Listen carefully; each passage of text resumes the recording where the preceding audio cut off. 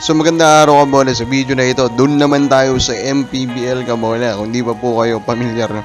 Kino-cover na rin po natin ang MPBL. O saka pang bola ito, alam naman natin na popular na po ng popular ang MPBL. Bibigyan po natin yung ating power ranking kabola. So hindi pa nakasubscribe, pakipindot naman po yung subscription button. But before natin ibigay po yung ating power ranking kabola sa MPBL, ay gusto ko lang naman palakpakan po kasi meron palang kakaibang nangyari sa elimination round. Alam nyo ba na ang Ginebra, San Miguel at Magnolia ay na-sweep? Yes, yung tatlong SMC teams, talo lahat sa isang team. And of course, that is the Meralco Bolts.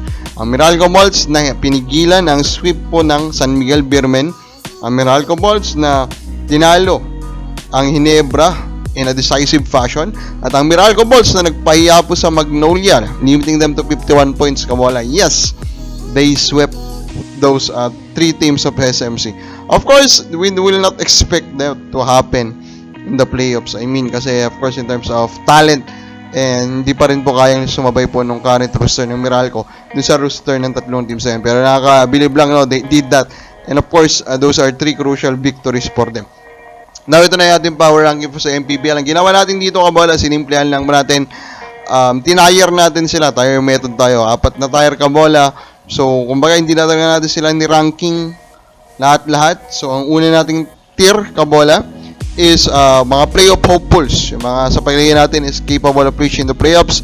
First one, Caloocan. So, they are currently third in points po. Again, so maganda ang depensa ang pinapakita po ng Caloocan. And if you look po at their current roster, maganda yung depth nila. They have veteran big mans, the Cervantes, si Gabi Espinas, and then si Matias kabola. Then next natin na playoff pool, Pasay. So nasa NCR din kabola. Ang Pasay ngayon, currently at the recording of this video, 3-2 po yung kartada nila kabola. And ang isa lang talaga nagpapabilib sa akin ngayon from Pasay is wala na pong iba kundi si Warren Bonifacio. Ano po, is playing a very well-rounded game kabola. If Pasay can reach the playoffs, pwede siya maging isang magandang MVP candidate kabola. Negros is also a playoff hopeful sa atin pong paningin kabola. But they do need to hope na itong si Jem Cruz will continue to become a gem para po sa kanila kabola. Pero overall yung roster nila, it's quite dynamic, athletic kabola. Next natin, playoff hopeful, Bacolod kabola. Bacolod, pangit ang simula nila, pero remember, they still have big names na hindi pa naglalaro from the PBA. Alex Cavagnot, Rashon McCarty, ito talaga yung pinaghihintay natin eh. Sana makalaro talaga. Tignan natin kung talagang kakayanin niyang pong magwala dito po sa MPBL. And then of course, Louis Bichuel.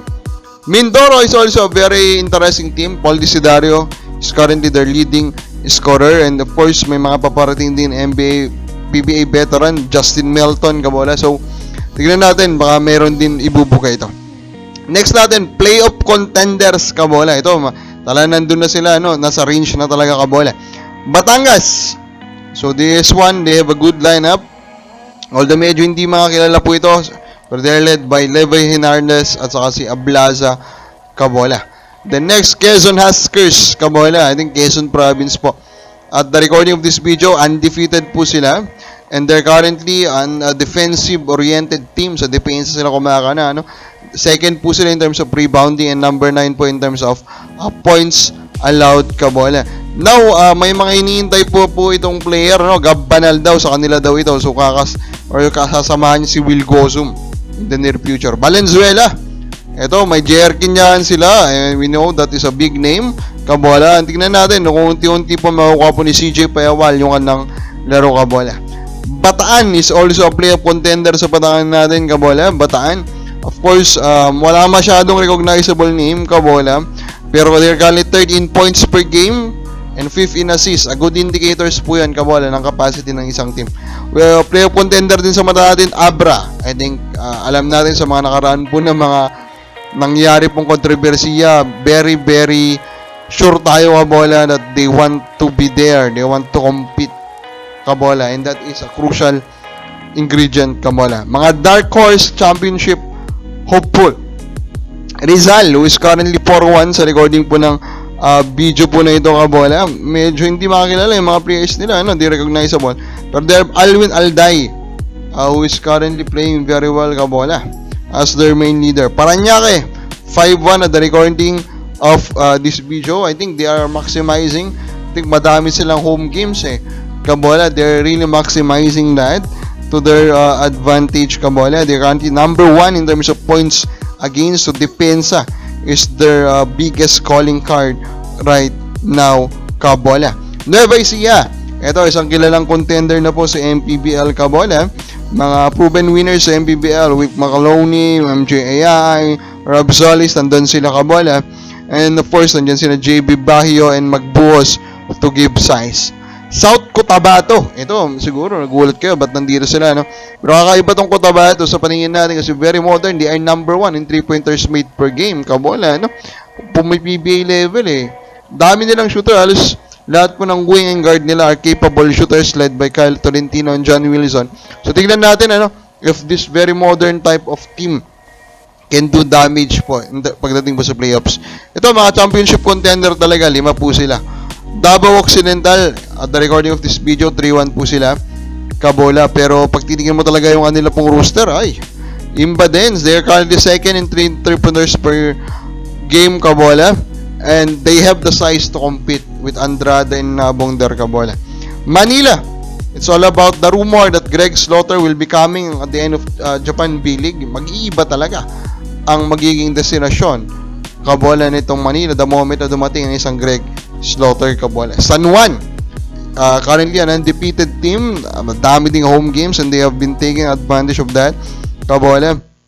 So if you look at the roster, they have recognizable name, and currently AC Sobrano is the hottest man in MPBL with 4 3-pointers made per game, Kabola.